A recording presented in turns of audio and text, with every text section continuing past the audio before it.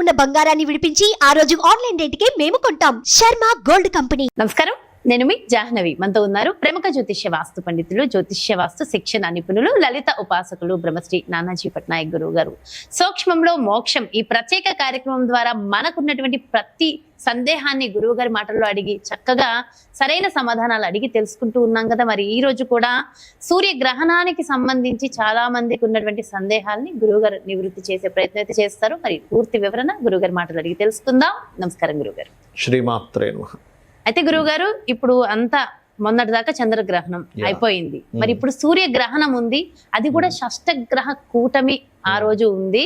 So ఇప్పుడు వచ్చే ఈ సూర్యగ్రహణం వల్ల కూడా చాలా మందికి, ముఖ్యంగా కొన్ని రాసుల వారికి ఇబ్బందికర వాతావరణం ఉంటుంది అని వింటున్నాం. నిజంగా ఇదంతా వాస్తవం అంటారా? షష్టగ్రహ కూటమి ఉందంటారా? ఎట్లా ఉందమ్మా షష్టగ్రహ కూటమి? అసలు 6 గ్రహాలు కలవడం ఎక్కడ కలుస్తున్నాయి?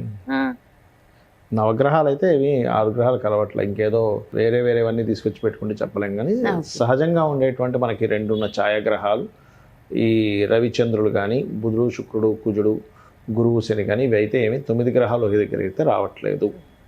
గుర్తుపెట్టుకోండి. 9 గ్రహాలలో ఏ 6 గ్రహాల కలయిక లేదు. ఈ గ్రహాలు అయితే కలయిక లేదు.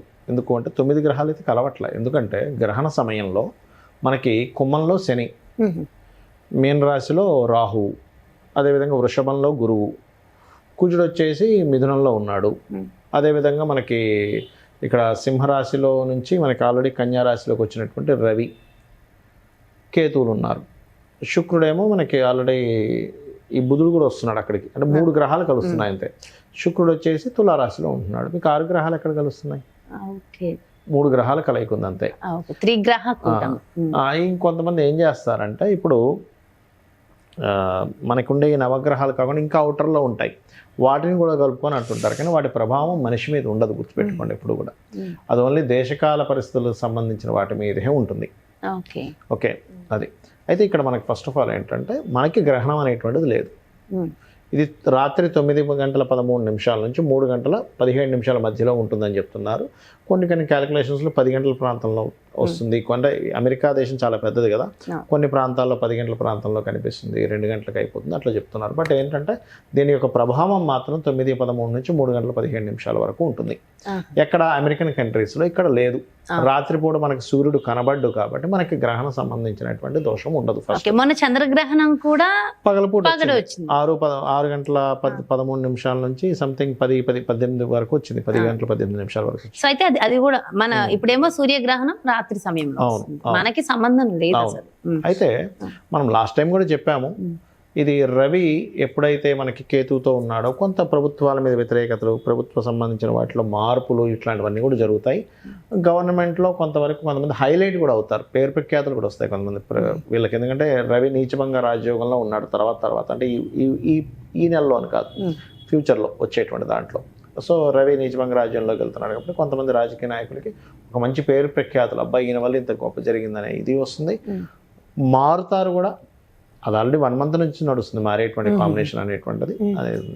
అయితే ఇక్కడ ఈ గ్రహణ ప్రభావం బయట దేశాల్లో ఉండే వాళ్ళు మాత్రం కొన్ని జాగ్రత్తలు ఖచ్చితంగా తీసుకోవాలి. దానికి దాన ధర్మాలు కూడా నెక్స్ట్ డే చేసుకోవాలి. అయితే ఇది ఎంతైనా 40 రోజుల పాటు కొన్ని జాగ్రత్తలు కొన్ని రాసుల వారు మాత్రం ఖచ్చితంగా తీసుకోవాలి. ఇది మన ఇండియాలో ఉన్న వాళ్ళు కూడా తీసుకోవాలి. అండ్ బయట దేశాల వాళ్ళు మరింత ఎక్కువగా తీసుకోవాలి. ఇండియన్స్ బయట అమెరికాలో ఉంటారు, వాళ్ళు మరింత జాగ్రత్తలు. ముఖ్యంగా మన తెలుగు వాళ్ళందరూ ఈ వీడియో వీళ్ళకి స్వల్పమే ఉంటుంది దీని ప్రభావం. అలాగే కన్యా రాశి, మకర రాశి, వృషభ రాశి వారికి దీని ప్రభావం ఎక్కువగా ఉంటుంది. సింహము అదేవిధంగా తులారాశి వారికి స్వల్పంగా ఉంటుంది. ప్రభావం వీళ్ళకు ఉంటుంది కానీ స్వల్పంగా ఉంటుంది. మరి మంచి ఏ రాశుల వారికి అని చెప్పి చూసుకున్నట్లయితే, మేషానికి 6వ స్థానంలో గ్రహణం కాబట్టి మంచిది చెప్పాలంటే. అంటే ఎట్లాంటి విషయాల్లో మంచి కాంపిటీషన్ రిలేటెడ్ సంబంధించిన విషయాల్లో బాగా కలిసి వస్తుంది మేషం వారికి. కర్కాటకం వారికి 3వ స్థానంలో గ్రహణం కాబట్టి వీరికి ఏంటంటే ఖచ్చితంగా ధైర్యంగా చేసినటువంటి కొన్ని పనుల వల్ల కలిసి రావడం జరుగుతుంది. వృశ్చికం వారికి అన్ని రకాల లాభాలు ఇస్తుంది, ఎందుకంటే లాభస్థానంలో గ్రహణం కాబట్టి. ధనస్సు వారికి గతంలో ఉన్నటువంటిది ఏదైతే జాబ్ సంబంధించిన విషయంలో ఏదైనా ఇబ్బంది అవుతుందా అనుకునేటువంటి వారికి మంచి ఫలితాలు ఇస్తుంది, ఎందుకంటే దశమంలో గ్రహణం మంచిది. ఓకే, కుంభరాశి వారికి న్యూట్రల్గా ఉంటుంది పరిస్థితి. ఇక మిగతా రాశుల వారికి ఎటువంటి ఫలితాలు వస్తాయి? కుంభరాశి వారికి కొంత యాన్స్టర్స్ ప్రాపర్టీ రిలేటెడ్ సంబంధించిన విషయంలో శుభ ఫలితాలు, కొంత స్ట్రెస్ కూడా ఉంటుంది. మీనం వారు మాత్రం సప్తమంలో గ్రహణం పడుతుంది కాబట్టి జీవిత భాగస్వామిని ఎంపిక చేసుకునేటువంటి విషయాల్లోని, పార్ట్నర్స్ ఎంపిక చేసుకునే విషయాల్లో జాగ్రత్తగా ఉండాలి. ఓకే, ఇక వృషభ రాశి వారు, ఎందుకంటే మేషం కాలని మంచి అని చెప్పుకున్నాం, అన్ని విషయాల్లో కాంపిటీషను ఇట్లాంటి వాటిల్లో బాగుంటుందని చెప్పుకున్నాం. వృషభం వారు వీళ్ళు చేసేటువంటిది ఏదైతే మనకి చూడండి పంచమ స్థానంలో పడుతుంది కాబట్టి విదేశాల్లో ఉండేటువంటి గర్భవతులు స్త్రీలు జాగ్రత్తగా ఉండాలి. కాస్త రెస్ట్ తీసుకోవడం అంతే, ఏం లేదు. ఆ టైంలో కటింగ్లు, ఈ కత్తిరించడాలు, లేకపోతే కూరగాయలు కోయడాలు చేయకూడదు అంటారు. అంతే, రెస్ట్ తీసుకోమని చెప్పారు. అంతకుమించి కష్టమైన విషయం ఏం చెప్పలేదు మహర్షులు మనకి.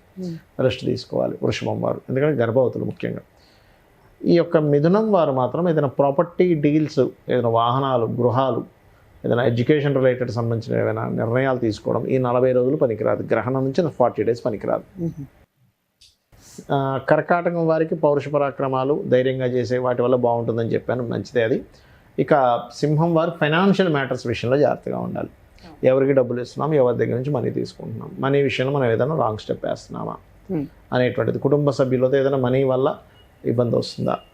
అదేవిధంగా కాస్త కన్యా రాశి వారికి అక్కడే గ్రహణం జరుగుతుంది కాబట్టి గ్రహణ ప్రభావం ఎలా ఉంటుందంటే కొంత మెంటల్గా కొంత స్ట్రెస్ అవుతూ ఉంటారు. ఏదో సంథింగ్, కొంతమందికి చూడండి ఒక అపోహలు వస్తూ ఉంటాయి, ఎట్లాగా నాలోకి ఏదో ఆత్మ దూరింది అంటుంటారు కొంతమంది. నాకు ఏదో సోల్ ఒక రకంగా అనిపిస్తుంది, నా ఆత్మ సంథింగ్ ఒక రకంగా అనిపిస్తుంది, అట్లాంటి థాట్స్ వస్తుంటాయి. అలాంటప్పుడు ఏంటంటే కూర్చొని చక్కగా గణపతిని, ఆ యొక్క సూర్య భగవాను ఆరాధన చేసుకున్నట్లయితే మంచి ఫలితాలు వస్తాయి. ఇక అదే తులారాశి వారైతే ఇన్వెస్ట్మెంట్స్ చేసే విషయాల్లో కొంత జాగ్రత్తగా ఉండాలి. వృశ్చికం వారికి అన్ని రకాల లాభాలని చెప్పుకున్నాము. ధనస్సు వారికి కూడా ఉద్యోగ సంబంధించిన విషయంలో బాగుంటుందని చెప్పుకున్నాం. మకరం వారు మాత్రం కాస్త లాంగ్ జర్నీస్ వెళ్ళేటువంటి విషయాల పట్ల కాస్త జాగ్రత్తగా ఉంటే సరిపోతుంది. ఇక కుంభం వారికి అయితే మనం ఆల్రెడీ చెప్పాం. అయితే ఇక్కడ ముఖ్యంగా గుర్తుపెట్టుకోవాల్సింది ఏంటంటే గ్రహణం అయిపోయిన తర్వాత గ్రహణ సమయంలో పట్టు స్నానము, విడుపు స్నానము అంటారు. మనకి ఇక్కడ రాత్రి అవుతుంది, ఇక్కడ వాళ్ళు కూడా చేయొచ్చా, ఆ సమయంలో నేను జపం చేసుకోవచ్చా, హ్యాపీగా చేసుకోవచ్చు. దానివల్ల ఏమిటి, పునశ్చరణ, గతంలో మీరు ఎంతకాలం అయితే మీరు మంత్ర జపం చేశారో అంత చేసిన ఫలితం వస్తుంది.